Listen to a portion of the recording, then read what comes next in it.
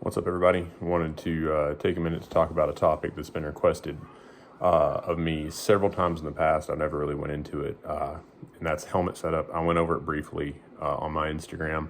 Decided to do a dedicated video. It's not going to be super long because there's not really a whole lot that I put on my helmet, but I think that's pretty important. It's something that I see a lot of is dudes throw just a ton of crap on there that they don't need. So obviously the context is that, I'm a civilian, a citizen, I'm defending my home, my homestead.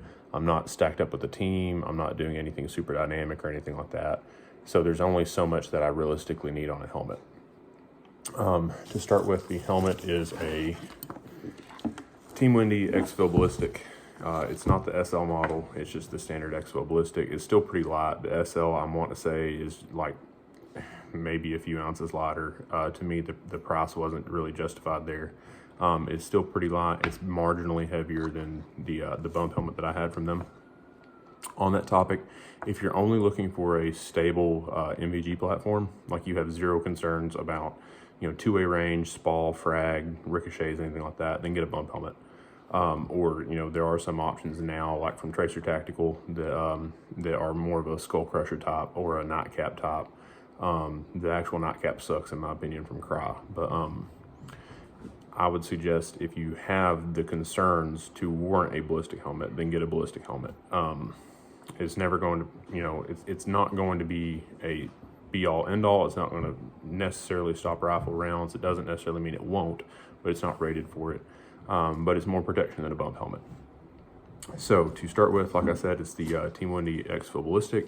On top of that, I have the Bees Combat ghillie net, their ghillie scrim kit. Laced into that are the dreads from them. I have Multicam Alpine, and Multicam Tropic. Not Alpine, Multicam Arid and Tropic, as well as burlap. So you'll see the burlap that's laced in there. I'll try and turn it like this so you can see it a little bit better. So there's burlap, there's the different dreads, and what that does is it adds a little bit more depth, a little bit more color variation into just the strict multicam. Obviously this hasn't been wetted and ran through the ringer or anything like that. It's pretty fresh as far as the burlap goes. With time, that will fade and be a lot better and a lot less shine. I've also, when I've been out in the field practicing and training and things like that, I'll loop in actual natural veg. This is supposed to be a stopgap between nothing and natural vegetation. It's never going to take the place of natural vegetation, but it's definitely better than just having a plain rounded helmet with no profile difference. So if you can look at that, I'll try and get that in there. You can see that it doesn't necessarily have the profile of a helmet. It's just some sort of ununiform blob that would be on top of my head. The night vision mount that I use is a Wilcox G24. It has the Wilcox shroud built into it, so I didn't add that. The G24 is probably the best bang for your buck dovetail mount for your night vision. There's nothing wrong with a standard Rhino and J-arm. I did that for a long time. I actually really like the force overcome aspect of a Rhino mount. This sets a little bit flush, or a little bit more flush, and it works a little bit better for me. I also converted my 14 to a dovetail with the Naruto's dual dovetail mount. I prefer that interface because I never liked the slop of a J-arm. No matter how much I tried to tighten it up with Ranger bands or anything like that, it was always very sloppy and not repetitive. I'd bring it up, I'd put it down, it'd be in a different spot. I never really cared for it. So on the sides, I am using contact dual leads. I use dual leads because I'm a lefty, and the only way to get the lead on the right side earmuff was to go with dual leads. So it's pretty annoying. I had to pay a little bit more to get dual leads simply for that feature. I really wish that wasn't the case, but it is what it is, and they work. I just keep the reverse or the opposite side dual lead, or opposite side lead for the comms woven into the back of the helmet. I don't have a counterweight on the back. I haven't really found a need for it. When the helmet fits me and I've got it dialed in and I've got the suspension system dialed in, I only have a 14 on the front of it, and for me, it's not really been an issue. I don't find the need for a counterweight. I don't really want the extra weight. The less weight I have on my head and on my neck, the better. So I don't run a counterweight. The contacts are on with the factory Team Wendy contact mounts. I like them. I like being able to pop them out and in, as opposed to something like the Unities that are constant tension. I don't really care for that. I've tried them in the past. They're just kind of annoying to deal with. Yes, these are loud, popping them in and out.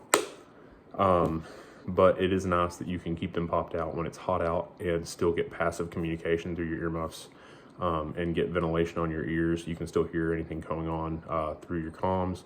And then if you need to, you can always just, snap them back onto your ear if you need to quickly. I don't use any strobes or anything like that. Like I said, I don't run in a team in that manner. I think that the idea of 6 guys walking through the woods with 6 strobes going is pretty dumb. I don't have, drone coverage above me. I don't have aerial surveillance above me that's monitoring my position with IR beacons or IR strobes. And any of that has the potential to get turned on and left on or accidentally turned on, and then you're just giving away anything to anyone who has the ability to see you in the IR spectrum. So that's pretty much it.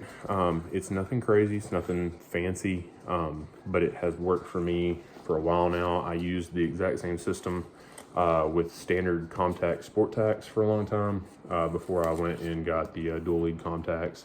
And I used it with the Team Wendy bump helmet for a long time.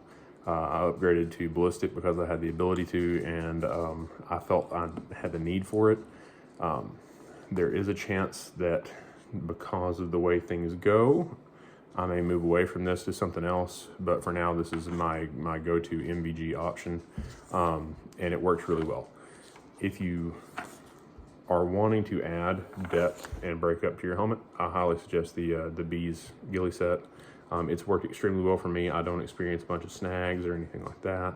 I've went through thick briars and branches and wait a minute vines and everything here, and I don't run into the snagging and pulling my head back or anything like that like I did with a different type that I was using.